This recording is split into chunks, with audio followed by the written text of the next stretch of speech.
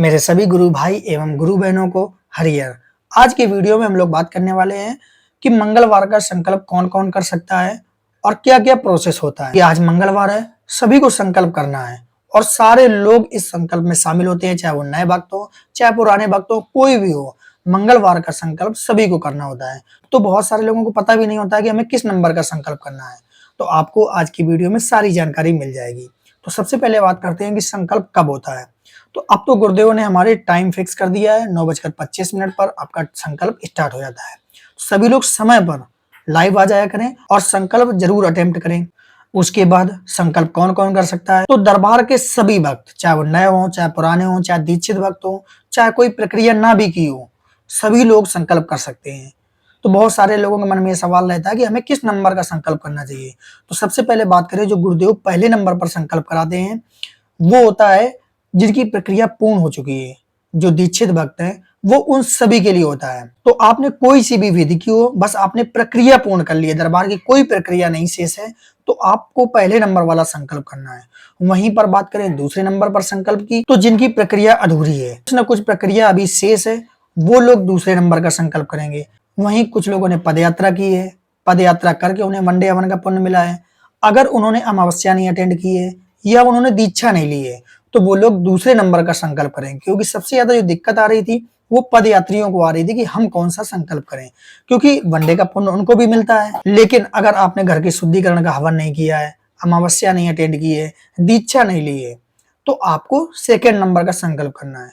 वहीं अगर हम लोग बात करें तीसरे नंबर का संकल्प किसे करना है, तो जो दरबार के नए भक्त हैं, जिन्होंने कोई प्रक्रिया नहीं की है, दरबार से अभी नए नए जुड़े हैं, वो लोग तीसरे नंबर का संकल्प करेंगे। तो उम्मीद है आप लोगों के जितने प्रश्न थे संकल्प से रिलेटेड, उनके उत्तर मिल गए होंगे। अब उसके बाद बात करते हैं कि घर के सदस्यों का संकल्प कब करना है, क्योंकि बहुत सारे लोगों को पता ही नहीं होता है।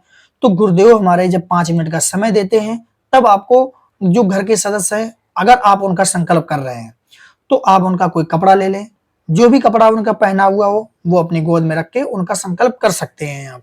लेकिन कोशिश यही करें कि सभी लोग अपना अपना संकल्प करें। घर में कुछ सदस्य ऐसे भी होते हैं जो अपना संकल्प नहीं कर सकते हैं, जिनको कोई बीमारी या साथ रोग है, तो आप उनका संकल्प जरूर करें। और उसके साथ साथ जो 5 मिनट का समय मिलता है, आप अपने भी संकल्प कर सकते हैं। अब उसके बाद जब संकल्प आपका खत्म हो जाता है, तो आपको 1 गिलास में जल लेना है, 2 चम्मच चीनी, 2 लौंग डालनी है और 6 चक्कर सीधा। आपने घड़ी को घूमते हुए देखा होगा, आप ये समझ लीजिए जहां पे तीनों सुई होती हैं वहां पे आप खड़े हो, फिर घड़ी की सुई क्लॉकवाइज घूमती हैं, तो आपको 6 चक्कर सीधा और 1 चक्कर उल्टा घुमाना है और किसी गंदी नाली पे, टॉयलेट पे, कहीं पे भी आपको फेंक देना है। बहुत सारे लोग जानते होंगे, इसी तरीके से नजर भी उतारी जाती है, तो सेम उसी तरीके से आपको करना है। और सभी लोग संकल्प के बाद जल को जरूर उतारें। उसके बाद आपको संकल्प की दक्षिणा भी रखनी होती है, तो संकल्प की दक्षिणा रखना ना भूलें। भले ही आप 1 रुपए रखें, लेकिन संकल्प की दक्षिणा रखना बहुत जरूरी होता है। और फिर जो आपने संकल्प की दक्षिणा रखी है उसको दरबार में आना है, दरबार की दान पेटी में डाल देना है। फिर भी बहुत सारे लोगों का ऐसा प्रश्न होता है कि अगर बाई चांस हम किसी ऐसी जगह हैं जहां पे हम संकल्प नहीं कर सकते हैं, तो क्या हमें संकल्प छोड़ना चाहिए? तो मैं तो यही कहूंगा कि आपको संकल्प नहीं छोड़ना चाहिए। जैसे मैं किसी रिश्तेदार के यहाँ गया हूँ या किसी शादी पार्टी में गया हूँ, अब मुझे ऐसी जगह नहीं है कि वहां मैं बैठ पाऊं, अच्छे से संकल्प कर पाऊं, चटाई बिछा के आराम से जमीन पे बैठ पाऊं, तो फिर मैं जैसी अवस्था में होता हूँ मैं संकल्प जरूर अटेम्प्ट करता हूँ, क्योंकि संकल्प मुझे नहीं छोड़ना है। हमारे गुरुदेव कहते हैं कि संकल्प कभी नहीं छोड़ना चाहिए। तो मैं संकल्प नहीं छोड़ता हूँ, चाहे मैं ट्रेन में यात्रा कर रहा हूँ तो भाई वहीं पे बैठ के कर लेता हूँ। और इसमें शर्म की कोई बात नहीं है। अगर आप अस्वस्थ होगे ना, तो यही लोग आपसे हालचाल भी नहीं पूछने आएंगे, जिसकी वजह से आपको शर्म लग रही है।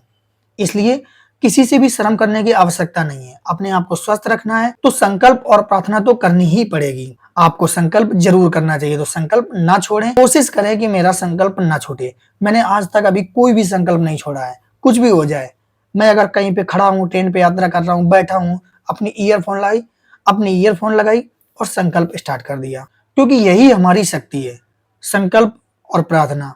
इसी से हम लोग स्वस्थ रहते हैं और बड़े बड़े रोगों को, बड़े कष्टों को संकल्प प्रार्थना से ही दूर कर लेते हैं। तो आप सभी लोग संकल्प जरूर किया करें, संकल्प ना छोड़ें। तो मिलते हैं फिर हम लोग अगले वीडियो में। लोगों को वीडियो अच्छा लगा हो तो लाइक जरूर करना और कमेंट में जय माँ बाबा की अवश्य लिखना। मिलते हैं अगले वीडियो में। हरिहर।